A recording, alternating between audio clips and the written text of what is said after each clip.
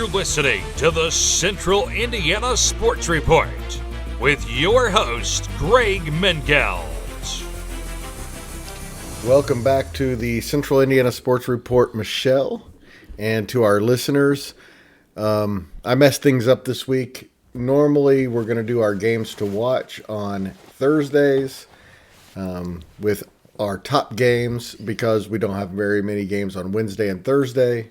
So that's the best night, but I didn't think it through before we got here. So we're doing it as a special segment this week. I'll still preview all of the games for Friday on the daily scoreboard. So welcome, Michelle. Thank you, Greg. Always a pleasure to be here. Here to preview the games that pique our interest the most this week in Blackford, Delaware, Grant, Howard, Madison, Tipton, plus Hamilton Heights and Sheridan. And so we get to we start with Friday night's game of the night, which is Pendleton Heights at Lapel. Pendleton Heights is 0-3 with losses to Anderson, Wabahani, and Westfield. That's quite a start. Lapel is 1-0 after beating Frankton 61-50 last Saturday. They also go to Rushville on Saturday this week. So pretty big game. Yes. County rivals. Yeah, it's a big weekend. It's a big weekend for Lapel. They started off with a county rival game. A team that they know that could very well have to beat in the Madison County tournament, and they may be in the same bracket. I know the bracket. I think they know the brackets already, but I'm not sure what the brackets are. So I'll find out very soon. Yeah. And then they go to Rushville, and a quick turnaround, coming off a rivalry game. First double weekend of the year. Bit of a trip. That's why you kind of like these situations sometimes. I think in December. I mean, no one likes to lose, and your goal is to win every single game, but also is if you do drop one, to learn from it. And, this will be a good weekend for them to prepare because luckily neither one of these games is conference. A conference game. Well, I forgot Lapel's independent, so they don't have to worry about that. So that's right. But still, it's just, great weekend for them. They get to learn. I think they'll be fine. I think Lapel is a really good team. I think Kevin Cherry is a good coach, and he's done a nice job where he's been as a head coach. So I know he'll have his team ready. We talked to him, and he definitely, is doing everything to make sure his kids understand that you can't just look at Pendleton Heights' record at 0-3. You have to look at who they played and understand that they played three really good teams. Three teams that maybe if situations reversed, Lapel would be 0-3, and, so. Very, very possible. All right, before we get to our conversation with Coach Cherry, I just want to go over Pendleton Heights' schedule real fast and just wonder what kind of suicide mission they're on. After going to Lapel next weekend, they go to Mount Vernon. And then the next Tuesday, they go to Garmon Catholic. And then they host Liberty Christian. And then they host Chittard. And then the Madison County tournament. Well, the great thing is that schedule is going to have them well prepared for the Madison County tournament. And their schedule should have them very well prepared for, the postseason tournament. I mean, sectional 39, folks, in boys basketball, loaded. loaded. And Pendleton's is also loaded. Mount Vernon, Greenfield, Richmond, Muncie Central, but for Lapel, and Anderson. Yeah, part of that for Lapel is being an independent team because you have to find schedules. But, I look at it like Coach Cliff Hawkins of Tipton said, he likes having a tough schedule, playing Deltas and Muncie Centrals and Kokomos and all of that because he believes that although you might not win all of those games are all going to be building blocks and stepping stones. You want your kids playing the best competition they can Yes, possibly play. you do, and get you ready for the postseason. Yeah, you can play easy teams. Especially if you have a good team. Yes, you can play easy teams and get a win, but how prepared are you going to be come March? And Lapel's going to be well prepared come March. I will say this, when you look at Lapel's record going into the sectional, I wouldn't put necessarily a lot of stock unless it's an outstanding record, and then you're going to sit there and go, whoa. And But they got Wapahani next too. Yes, So, I mean, if they're just after Rushville. Yeah, if they're 5 games above 500 or whatever, they're still going to be extremely good and extremely tough out in that sectional at the end of the year. And like I said, it'll have them sitting well for the Madison County tournament, where they could see Pendleton Heights again, could see Frankton again, could play Anderson, or Liberty Christian again. I mean, it's that Madison County tournament on the boys' side too is going to be a fun one. And here is Lapel head coach Kevin Cherry in his Central Indiana Sports Report debut. Kevin, we'll just get started. You guys are off to a nice start, but now you have a challenging weekend ahead.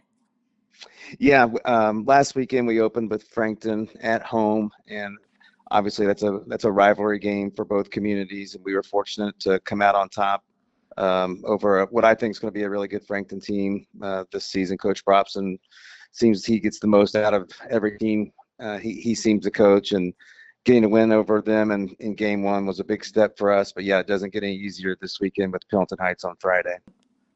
Tell us about your matchup with Pendleton Heights. What are the key areas for you guys, or the key difficult matchups, I should say, maybe? Yeah, well, you look back over the last 40 years, and this was an amazing stat that I guess I didn't really realize until just a couple of days ago. But in the last 40 years, the record between Pendleton and Lapel is 42-5, with Pendleton Heights obviously holding a considerable advantage. Yeah. And so one of the things we've talked about this week as a program is, first of all, we have to believe. Like, I think we're good enough to compete.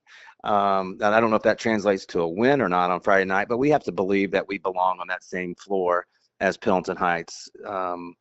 From the casual observer, you might look at Pendleton and say, well, they're 0-3, and maybe this is a team that we have a chance to beat just based on records. But then you dig a little deeper and you find out, well, they opened the season with Anderson, and then they followed that up with Wapahani, who's the number 1 team in Class 2A and just a really good team, and that was at Wapahani, a very difficult place to play.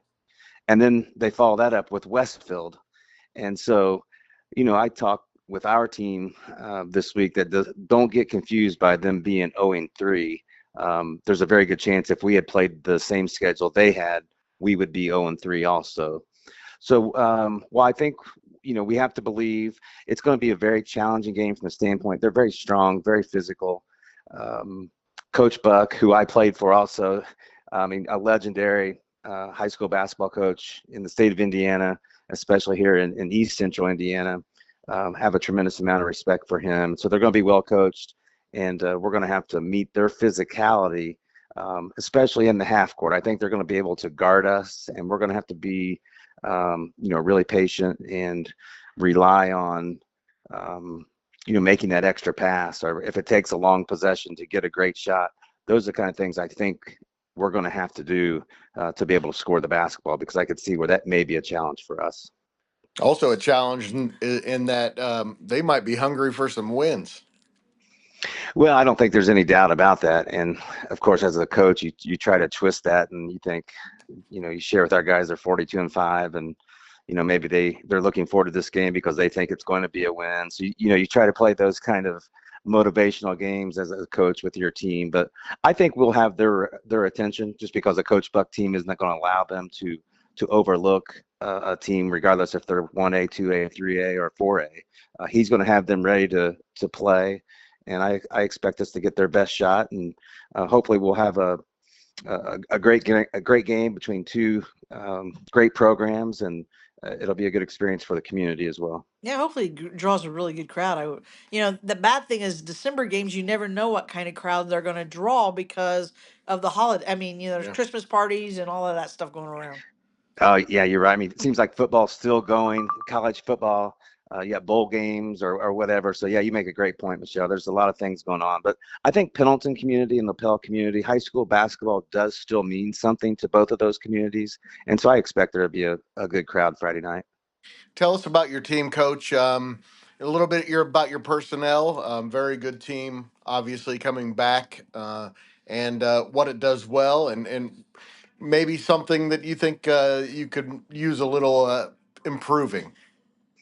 Yeah, the takeaway from the Frankton game was they did out rebound us, and there's some statistics that may be a little bit misleading, but there's no doubt we got to continue to get better at rebounding the basketball, and I think especially from our guard positions, Bodie Judge, who is kind of what we would call our five, or we're a little bit positionless basketball, but that's our big guy, if you will. He does a great job of rebounding. Luke Jones is a junior for us, and that would be kind of our other forward position.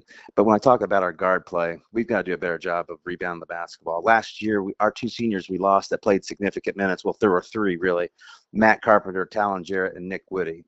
Of those three, Talon Jarrett and Nick Whitty, night in, night out, they drew the other team's two best players. So we lost our two best defenders, on-ball defenders, to graduation last year. So while we did return a significant amount of offense in terms of points per game, we lost two guys that did a lot of things for us that made winning plays that didn't translate into the scoring column. And so when we look at this season, replacing those two guys in those two roles specifically is going to be a big part of our success. And so, when we talk about what do we have to do as a team to get better, that's where I think it starts, is on the defensive end and rebounding the basketball. And of course, yeah, basically your second weekend into the season, and it's a double weekend. You get to turn right around and play Rushville on Saturday, and I am sure that you have been totally focused on Pendleton Heights, and will turn the team's attention to Rushville on Saturday. But what can you tell us about Rushville right now that people in the area might like to know? Just figuring out how you guys match up with them. Yeah, it's the way it worked out. It's kind of ironic the way it's worked out. And this might be a little bit of a long-winded answer. First of all, Rushville is coached by Coach Kerry Brown, and Kerry Brown is one of the best high school basketball coaches in the state of Indiana. He was at Rushville a number of years ago, left and went to Connorsville, where he made some regional runs with his teams there in Connorsville. In fact, he beat Pendleton Heights a couple of times in that sectional when Coach Hahn was at Pendleton, and Coach Hahn had some really good teams there. And Connorsville, coached by Kerry Brown, was able to do some things defensively to take those good Pendleton teams away. So what I say, there's some similarities this weekend is Pendleton Heights defensively, they play a lot of man. And what they've shown early this year is they will five-way switch at times in their man-to-man defense. And Kerry Brown at now Rushville, that's been a staple of his for many years, is they'll five-way switch in their man half-court defense. So in a lot of ways, while we've been prepping for Pendleton Heights on Friday night, it's been a nice prep for Rushville as well, because there will be some similarities in terms of how both teams want to guard in the half court. The other thing that's great about Rushville is we play at Rushville, and that is one of the cool old gyms in Indiana. If you haven't been to Rushville's gymnasium, it's not attached. I don't believe it's attached to the school. It's kind of there in the, downtown by the fairgrounds, and there's 4 entrances on all 4 corners, and steel beams that are in the gymnasium. It's got a really old school feel to it, and I'm happy that our guys will be able to experience that. So on Friday, Michelle, Western is at Northwestern. Western is 1-1. They lost to Kokomo in the opener. It ended up being a blowout, but it was pretty close for quite a while, and I think Western actually led at the end of the first quarter. Then they won at Twin Lakes in their second game. Northwestern is 2-0 with wins over Pioneer and Cass. and they play Frankfurt on Saturday.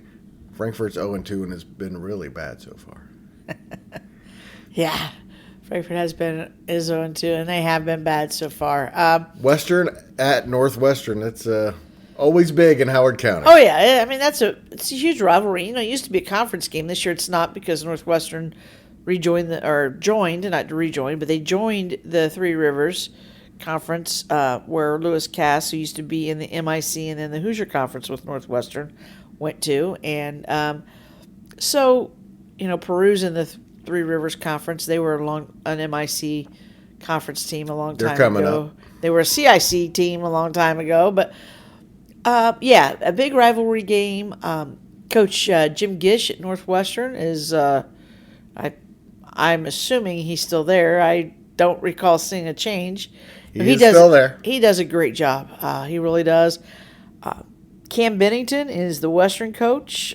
Cam Bennington is a former player for Twin Lakes. I know Cam, his dad, and they were big in 4-H and showing pigs and stuff. And he's married to Carla Simmons. A second marriage, and and I know Carla very well, and great young lady, and but Cam's a really nice guy, and he's doing a great job with Western. He's got a lot of enthusiasm, and really, I think, doing a good job of promoting the program and coaching the program. But just it should be a great game, and I know he's got expectations for this Panther team that has got some talent. And so that's a big win over Twin Lakes then. Yes, for him it was a very big win. Who they lost to in triple overtime last year. Yes, and it is a big win. Coaches, when they go home, they always want to win. I remember when I was in high school, I had a coach. She got sick before a game we played, and it was against a team, her alma mater from high school, and she could get really nervous anyway, but she got so nervous because she wanted that game so much that it made her sick before the contest. So this was volleyball, by the way. This wasn't basketball. All right, big early game in the Hoosier Heritage Conference. Mount Vernon goes to Delta. Delta's 1-0, beat Connorsville 48-36. They also play on Saturday against a much improved Centerville team that actually looks like they might be really good. They just were winless a couple of years ago and might be really good. Mount Vernon's 2-0. They beat Lawrence Central 61-46. They won at Lebanon 51-43. And they host Fishers on Saturday. So big weekend for Mount Vernon, but that's a big early conference game. One of those two could win that conference along with New Pal and Greenfield Central. Yeah, I mean it's they could. It's a loaded basketball conference. Yes. And a lot of it is going to be, do all their players stay healthy? I think Braden Mullins was a little bit banged up last year when they played New Pal first time in some conference games, and I think that hurt them a little bit. But yeah, definitely a loaded basketball conference. Those games would be worth paying money to go see, the majority of them, I believe. Kokomo has 2 games this weekend. They play on Friday at Peru and Saturday at Dwenger. I just picked one of them to be able to talk about the Wildcats. Probably neither game is going to be great. I expect Kokomo to win both of them. But Kokomo's 1-0. They won at Western 98-56, shot the lights out. Kokomo is 1-0 and coming off a 71-42 against Logansport in their opener. That's an impressive win. I think Kokomo and Peru have played some good games, some really good basketball games in the past. Peru's basketball program has been really a nice one in the last few years. They've talented. That should be a good game, and they're not super far apart. Peru's got some really good athletes. Of course, Kokomo's got some really good athletes. I'm anxious to see kind of how Kokomo does come along. as the season goes, and can they shoot really well all year? And I don't expect lights out 3-point shooting all season because that's really, really hard to do. But I think that if they can shoot well from outside, with their athleticism, and Coach Peckinpah I think he does a fantastic job. I think, they can be a team to really kind of watch out for. And, again, I think they'll be successful. I think a lot of people said, oh, Flory graduated and Rogers graduated, and, oh, they're going to hurt. Well, and they may be, but it's maybe a different game now. I mean, their points in the paint may come because they've got guards driving, because when you're great 3-point shooting, when you can shoot the three well, defenders, especially on ball reversals, a lot of times they'll fly out at you off balance, don't close out well, and then a guard opens up a driving lane for a guard. So their points in the paint may come off of drives and layups, may come off of offensive rebounds by the guys that have replaced Badunga and Rogers in the inside. They'll be a team to be reckoned with just because I think Coach Peckinpah does a fantastic job and is a good coach. Yeah, one thing we can be sure of is they will be well coached, and we're pretty sure they'll get better throughout the season. And look forward to getting out and seeing the Wildcats. It's going to be a fun team to watch. Yes. Now we move to Saturday, where we have our game of the weekend, the 1-1 Frankton Eagles at the 1-0 Tipton Blue Devils. That's 7:30 p.m. on Saturday. Frankton lost to Lapel by 11 in the opener and then beat Burris by 45 in their second game. Tipton has one win, 64-40 over Tri-Central. Yeah, it should be a great game. It's always fun when Tipton and Frankton match up because it's always a great matchup between really good head coaches. Brent Brobston does a wonderful job. He's done a great job there at Frankton. Cliff Hawkins is now, I think he's 14 away from 600 for his career. He's a Hall of Fame coach. He's, he knows how to win. He's done it a lot of places. And before Cliff was there, you had Lou Lefebvre. You're very familiar with Lou. Yes. And, they always had some great battles. And the great thing is, I think I was actually on my way over here tonight. I was sitting there thinking, gosh, this area's got some really good players. And you're going to see two of the best guards in this area on Saturday night. You're going to see Grady Carpenter at 6'6". He can run the point. Grady can play all 5 positions on the floor for Tipton. Outstanding rebounder, a terrific passer. He did not shoot the ball well from 3-point range against Tri-Central, but he is good from out there, and he is good from way deep, not just right behind the line. And then you've got Frankton's Joey Wright, who is an outstanding point guard in his own right. He passes the ball well. His passes may not be quite as flashy as Grady's at times, but outstanding ball player and headsy. And along with Wright, you got Brady Carmack, and Brady is good on good defender, good offensive player. He's kind of like the energizer role. I mean, he really gets after you. By the same token, Tipton's got Sam Quigley, who's a senior. He kind of does the same, not quite the same height as Brady Carmack, but he's a pest when it comes defensively, and he can knock down 3-point jumpers. It should be a great game. I think the team. Great early season game. Yes, great. The team that cashes in at the free throw line, the team that shoots better, the team that takes care of the ball better, and the team that can control the glass is probably going to win that game. Here's our conversation earlier tonight with Tipton head coach Cliff Hawkins, who's making his Central Indiana Sports Report debut as well. However, I knew Coach Hawkins way back when. I was at the Fort Wayne News Sentinel when he was at DeKalb High School. And then I was at the Jeffersonville Evening News when he was at the Madison, their conference rival. So yeah, I knew Coach Hawkins even well before this. So going back to the last century. Oh yeah, and I had Coach Hawkins before he went to those places that Greg had him, because he started out at Tri-Central High School. He was on the other side with that Pilgrim Cup rivalry for a while.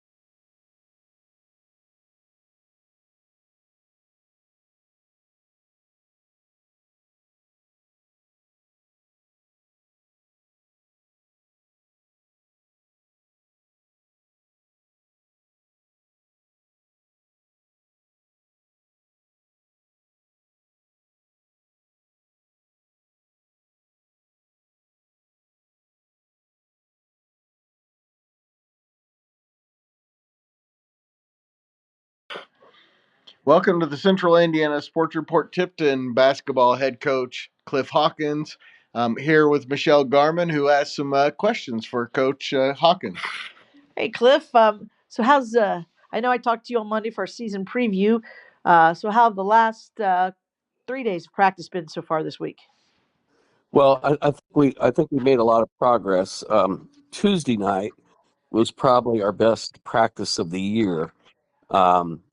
Then we were not quite able to follow it on Wednesday like we would have liked to from Tuesday. The consistency has to continue to evolve, but it's kind of expected with a young team that we have. And very, very successful week of practice. And really the development of some of the roles of our younger players are beginning to show, and they're really beginning to understand it. That's good. I know Frankton was there and watched you guys take on Tri-Central. Greg and I talked to Brent Bropston earlier this week. And I know you and your staff have had a chance to see Frankton play twice. You chance to see him play at Lapel last Saturday, and then against Muncie Burris on Tuesday. What have you seen from the Eagles so far? What makes them? What kind of opponent do you expect on Saturday night? Well, first of all, what makes them the kind of opponent that we expect on Saturday night is their head coach. Brent Bropston is a winner, and he has really done a beautiful job with the Frankton program, and it has evolved over many years. And in fact, they became so successful, that they got a state championship, and so it starts right there. there's an expectation of Frankton basketball, and fundamentally they're sound, and they have very good players, and they have some standouts this year. All of their players work extremely hard, so this is never to neglect a player, but certainly Joey Wright is a 6'2" guard is somebody that we really have to work on, and Brady Carmack is another one, and Ethan Stansberry I think can really shoot it, and there's a number of young men on their team that contribute to the effort, and they're certainly a well-rounded team. I know.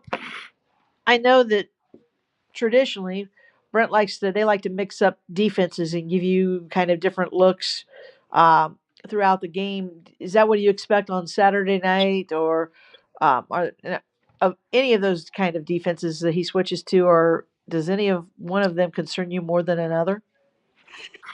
Well, I mean, they've always had a good press. They've had a number of things that they do, from a solid man-to-man defense and a zone.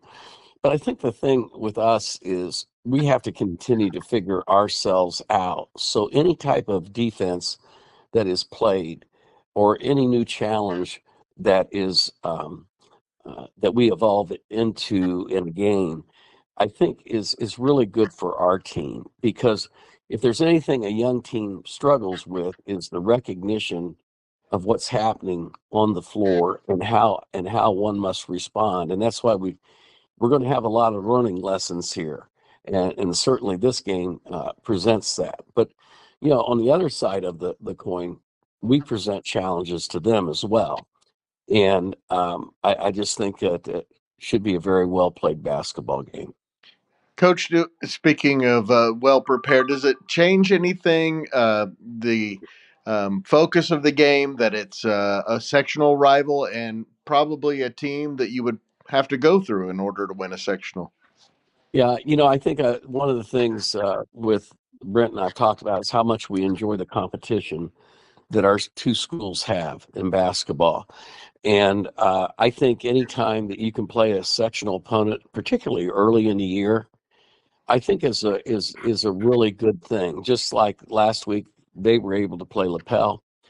I think for us to be able to play Frankton is a really good measuring stick, because obviously when it comes down to the end of the year, you would expect Frankton to be right there in the mix of sectional favorites.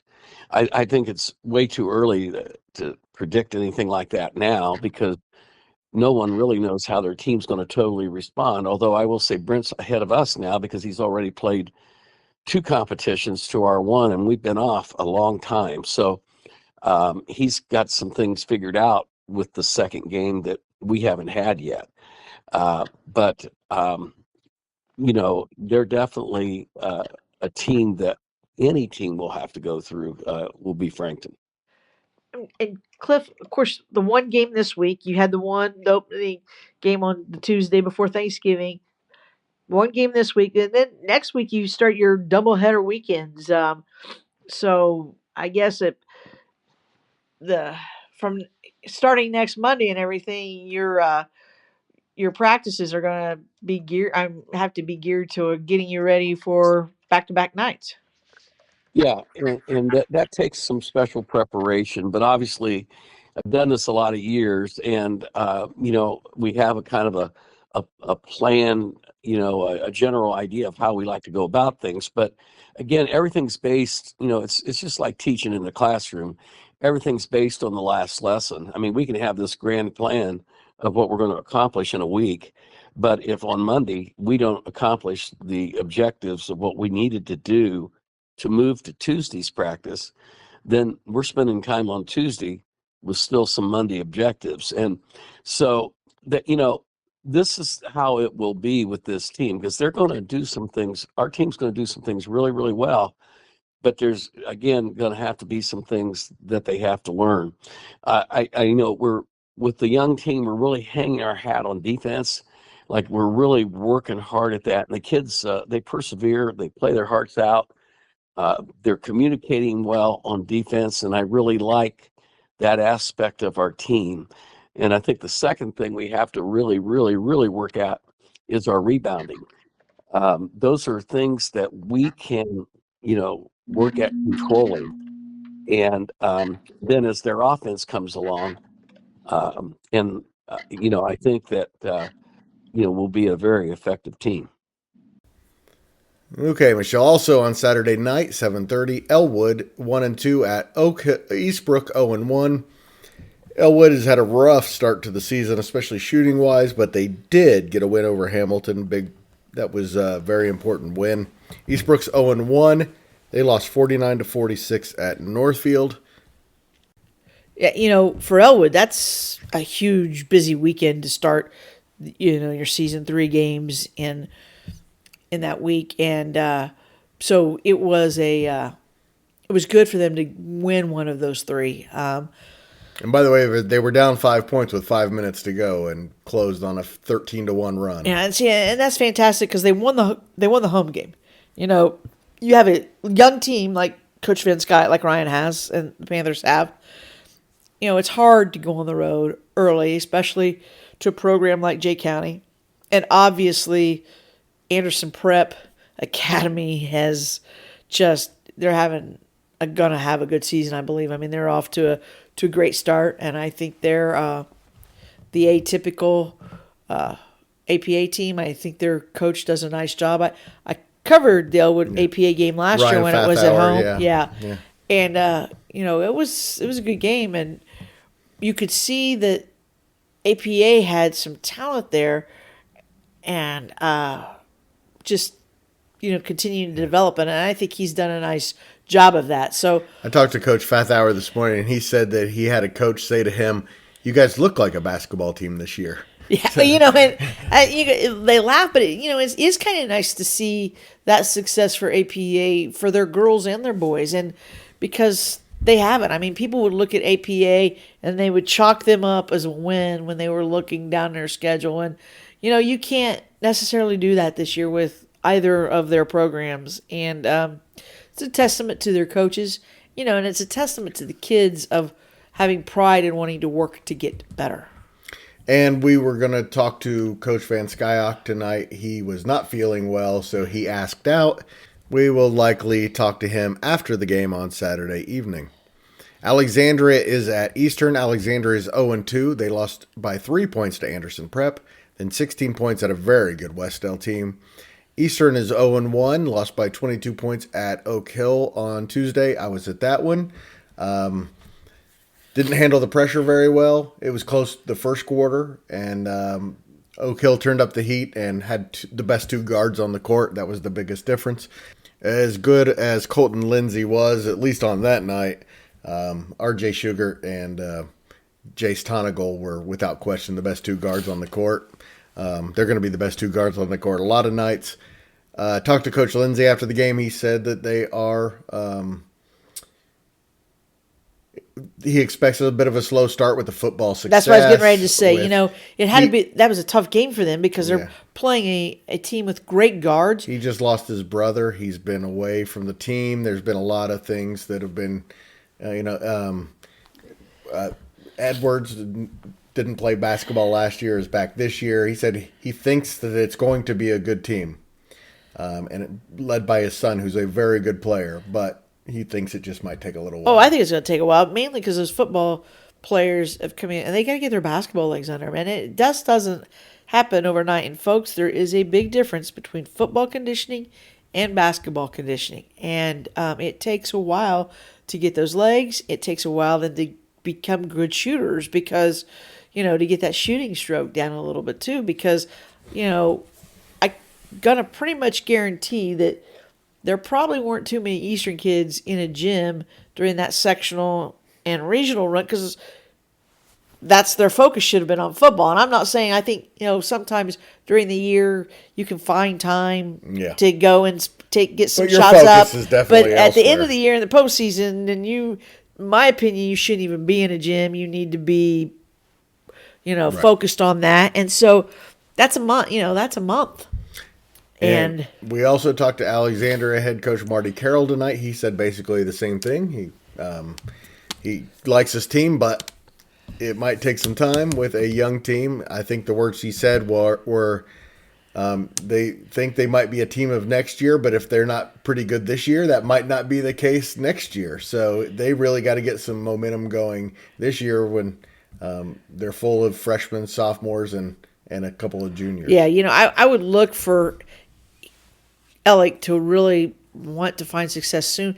Of course, they're starting out on the road for 4 straight games. It's not necessarily advantageous. That can be a hard thing. But I know they're going to want to be playing well come by the Madison County tournament time because, or at least seeing positive signs that they're going to have a strong second half of the season. And here's our earlier conversation with Coach Carroll. Welcome back to the Central Indiana Sports Report. Marty Carroll here with Michelle Garmon, who I think has a question for you, Coach.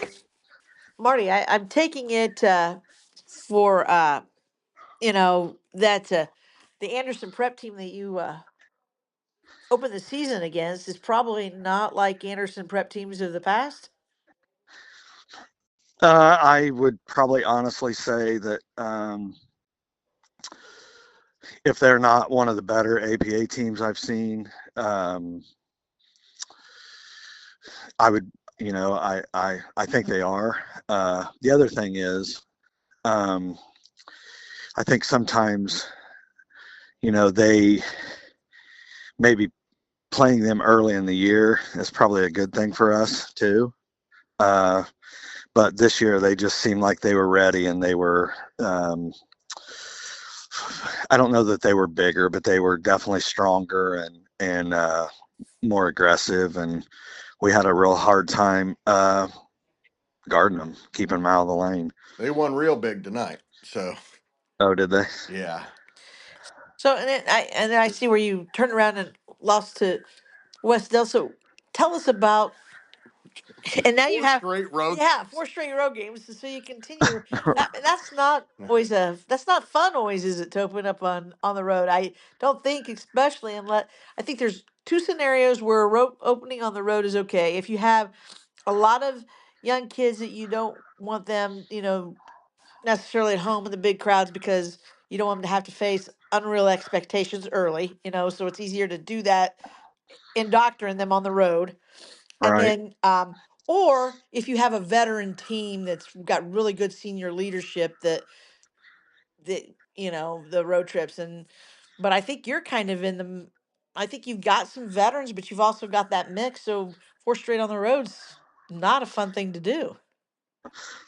No, and we understood that.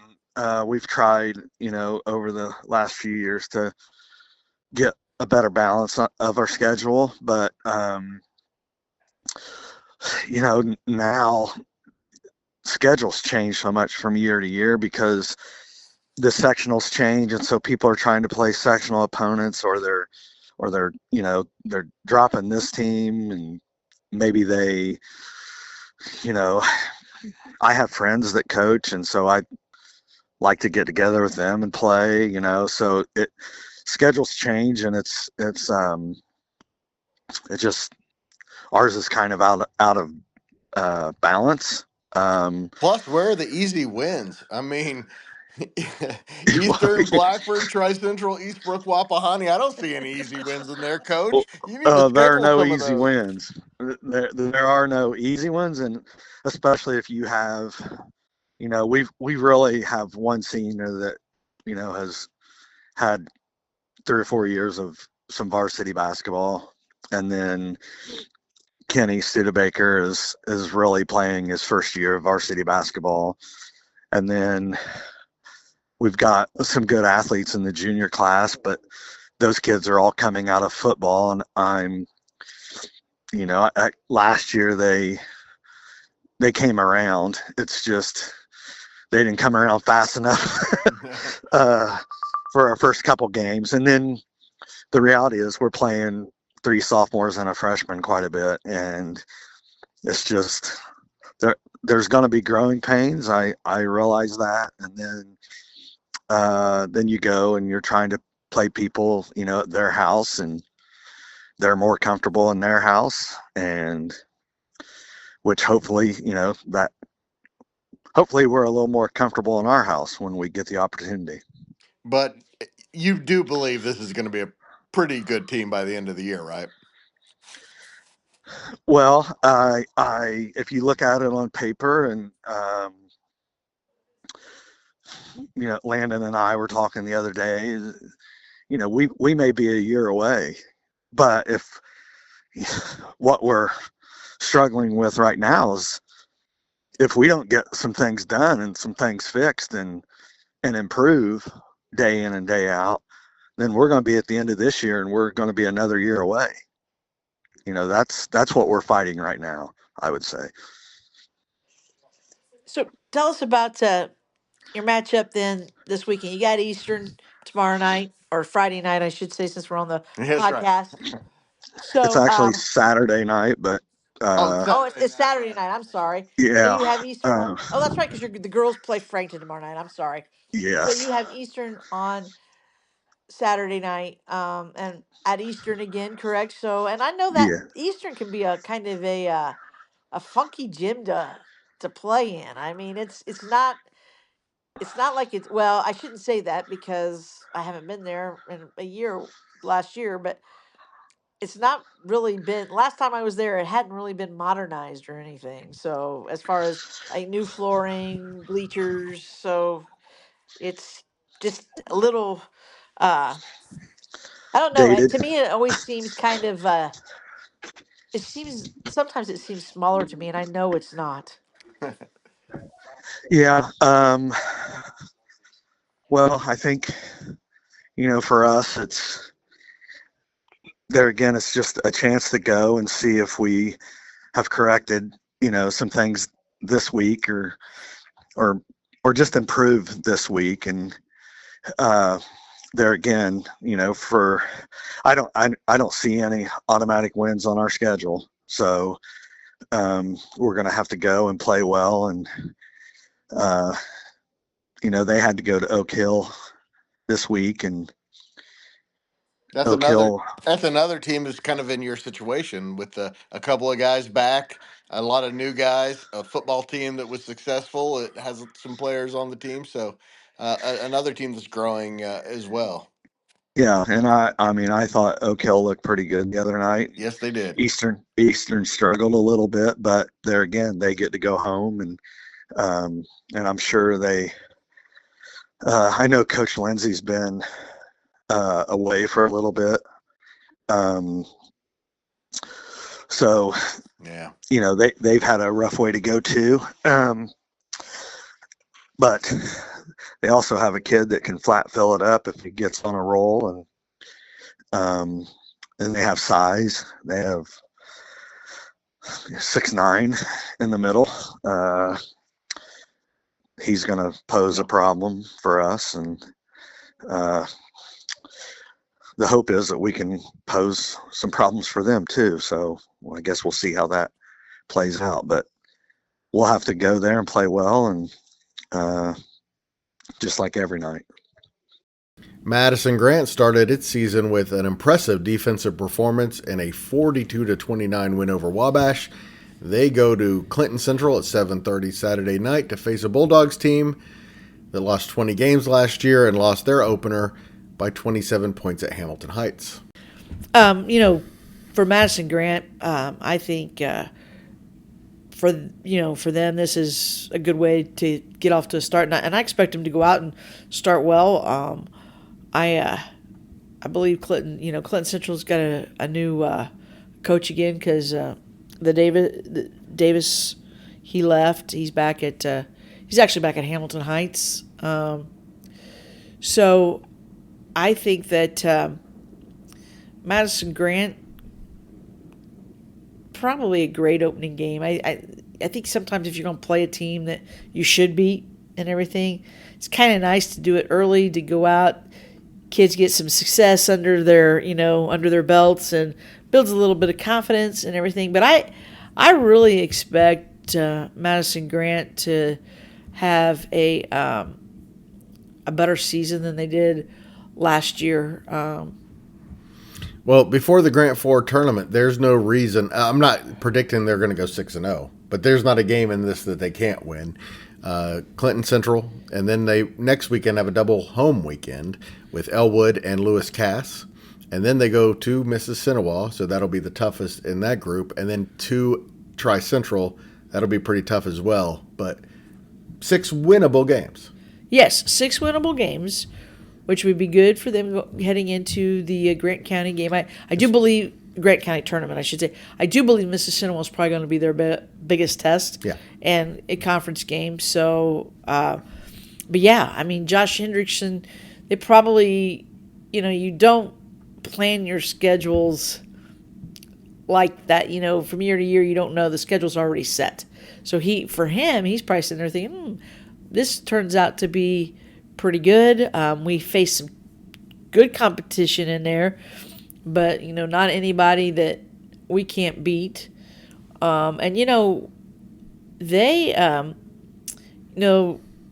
the Argos are out to prove some people wrong this year that don't think that they're gonna, maybe be kind of like last year's team or record wise. And we're talking about them being 6-0, and they won 6 games last year. Yeah, so. and right, and we're talking about a team that's loaded with some really good athletes and players, and have had success in other sports. And you and I, we've talked about this over and over, how good, how well success breeds success sometimes.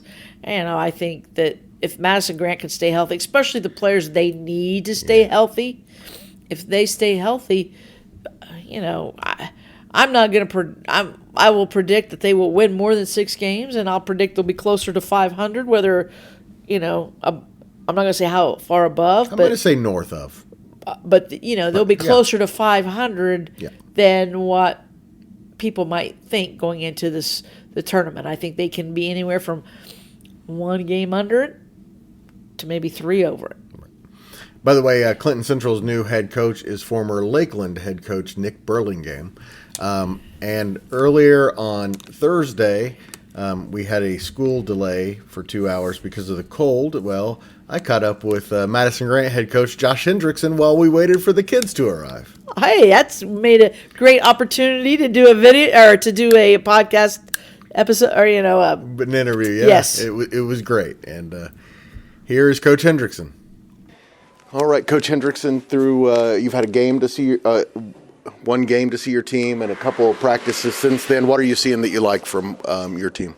Well, I mean, the competitiveness and the intensity is always good. I knew this was a group, especially these seniors, are ones that are going to come out and compete every day at practice, every game. There's some toughness there I like. I think we're doing a good job positioning ourselves defensively. It's just a start, but there's a lot of building blocks there which could lead to a very successful season if we keep building on what we're doing now. And who do you have this week? Clinton Central. Yeah, Clinton Central. What would you like to see from your team heading in to that game? Maybe something that was a little off in the first game, or something you think you can build on. I mean, what we're looking for in just about every game is just defensive positioning and making sure we're in the right place no matter what defense we're in. We play multiple defenses and just make sure that we're in the right place and the right spots to take away what the other team wants to do. What I'd like to see better is just a little bit more poise on offense. I think the first game, it looked a little disconnected on offense. I think it got better in the second half, but the first half, I think we might have had some nerves going and a little bit of adrenaline. First game, got some guys playing a lot more varsity action than what they've ever played in the past, so that could lead to maybe a little bit of that disconnect early. But just a little more poise, make sure that we're getting into our stuff, make sure we're running the right stuff, and knowing that offense doesn't have to be run 100 miles an hour. It's if you change speed, change direction, that's going to help get yourself open and make your offense run better. I think we just got a little bit sped up. We were trying to make something happen a little too early offensively, but. That's something obviously that can be corrected, and as time goes on, it should get better. Do you like this kind of slow start to the season where you get 1 game the first week, 1 game the second week, or would you rather be playing a bunch of games early? Well, me as a coach who likes practice and enjoys practice and likes the process, I like how it is right now. I like getting ready, preparing for a team throughout the week, and working on stuff that we need to get better at. And I think this kind of start where we only play a couple games in the first 2 weeks, I think it gives us that time to to work on stuff that we need to work on, especially when you're talking about a bunch of guys that are coming off of a longer football season. We really didn't get any time in the fall with them, so this time's very valuable right now for us. Last question. Obviously, Clinton Central is not a team that you probably see a lot of. It's early in the year, but what do you know that they do well? Well, I did see their game with Hamilton Heights. They played Hamilton Heights on Tuesday night. And, they have some kids who are going to go out there and compete and play hard, and they're going to be physical. They're going to try to rough you up on the glass. They're going to try to out-rebound you. It's one of those things that we need to make sure we match and exceed their intensity, their physicality. It's going to be their first home game, their home opener this season, and I think they're going to come out ready to go. So we need to make sure that our intensity and our physicality is there or exceeding theirs to start the game. All right, 4 more games, Michelle. Oak Hill is at Norwell. Oak Hill is 2-1. They beat Wabash by 14, lost to Manchester by 40. Man, that must be a good team. Then beat Eastern by 32 on Tuesday. I was at that one. Talk a little bit about that. They play Norwell, which is 1-1. Pretty good 1-1 team, though. Their first loss was to Fort Wayne Carroll, so that's understandable. Yeah. And then they beat Mississinewa 41-34. They held Mississinewa to 0 points for 11 minutes in the first half. Wow. Yeah. 0 points in the second quarter. Mississinewa actually got back within 4 points in the fourth quarter, behind against, again, their freshman Ravion Fetz. So looks like that'll be a pretty good road test for Oak Hill. Really nice recovery for them, losing that game to Manchester by 40 points, then coming back and beating Eastern and really dominating from start to finish. They looked crisp and smooth.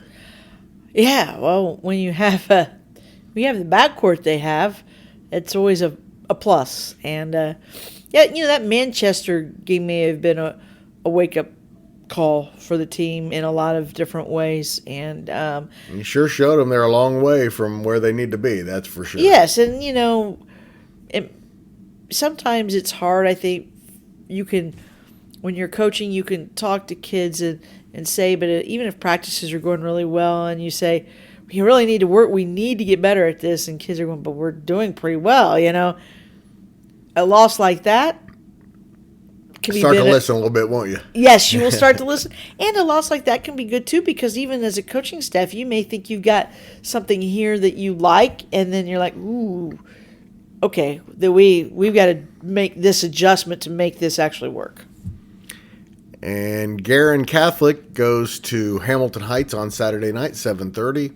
Hamilton Heights is 1-1, lost to Noblesville, which is completely understandable, by 38 points, and then beat Clinton Central by 27. So they haven't really had a fair test yet. They should get one on Saturday against Garmon Catholic. Garmon is 3-0. Their closest game actually is 18 points. They beat Muncie Central by 25 on Wednesday. They are led by a familiar name. Bryson Cardinal is their best player. And I'm going to guess that he is the son of one Brian Cardinal. He is indeed. NBA champion Brian Cardinal. Well, I will say this. I always said I hated him as a player. I respected him as a player. I hated him as a player at Purdue because he was pest. He was a pest. But I always admired and had a lot of respect for him, and I just think he was always a fun player to watch. Even though you a rival, but you could, if you like basketball, you respected the Brian Cardinals, the Kramers, and those kids that played at Purdue. Producer Susie's all-time favorite Boilermaker, Brian Cardinal. And by the way, Jeff Hester's all-time least favorite Boilermaker. Until maybe now, because he does not like Braden Smith either. Of course, he's at Carmel. Braden Smith was at Westfield. All right, Newcastle goes to Anderson in a former NCC game. Anderson's 2-0. They won at Pendleton Heights by 13 and against Liberty Christian at Highland by 3. Good start for the Indians. Newcastle's 1-1. They also play Hamilton Heights on Friday, which I missed. But so Hamilton Heights, by the way, plays the night before as well. Forgot to tell you that. Newcastle beat Blue River by 39, then lost to Marion at home by 7. Pretty good performance by them. Pretty good test for Anderson as well. Yes. Yes, it should be a very good test for Anderson as well. That should be a really nice fun game to go watch. Well, the Anderson Indians are going to be a very fun team to watch. Can't wait to get out and see them as well. Yes, I know. Again, there's one of those teams that's going to make that Madison County boys tournament How many times are we going to talk about that one? Probably a lot because, and I don't mean that mean. It's just I've never been necessarily gotten super excited about the Madison County tournament in a lot of ways because you just kind of felt like it was, my team, but clear-cut favorites. And now I'm excited because I think every night, every game is going to be. They're all going to be pretty good. Yes. All right, and our final game and our games of the weekend is Hamilton Southeastern at Marion. Should be a great win. Marion's 2-0. They won at Mississinewa by 19 and at Newcastle by 7. So this is their home opener. Man, have I mentioned how much I love that gym? I love that gym. Marion, Muncie Central, those are such great gyms. Hamilton Southeastern's 0-1. They lost at Pike by 6, and they also play Avon on Friday. It should be a really good game, a great game. I mean, I might give the edge, even though it's at Marion, and I am like you. I like Bill Green Arena. I think it's a neat gym.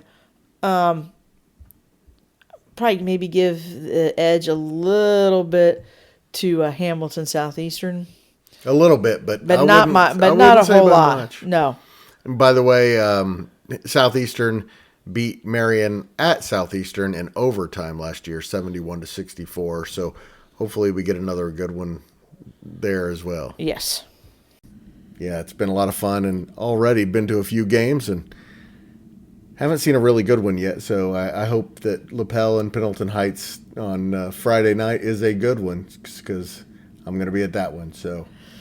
Yeah, I think so. And I think Saturday night, the Frankton at Tipton should be a good one. Looking forward to that game. Like I said, two great programs. I am a Tiptonite, but I love the Frankton community. Both schools have some really great fans, great coaches, really good administrators. It's really a fun game. It's fun when you have those kind of games. They have similar philosophies towards sports, I think. Yes. And they're both good at a lot of different sports, and you hear about them a lot in, a variety of sports is what I've always appreciated about both schools. Yes. By the way, we're growing fast. Last week we had our first day with 400 listeners and our first day with 500 listeners in the same day. We are growing fast, but we can grow even faster if you will tell a friend.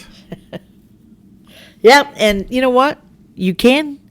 And we owe a lot of this thanks to Susie. That's right. Because she's helped Greg get this off the ground and still helps him with things. She's our technical genius guru. That's right. And Greg loves Susie. He does. And so do we because she shares them with us. The Central Indiana Sports Report is a product of ITG Media, and Greg does definitely love Susie.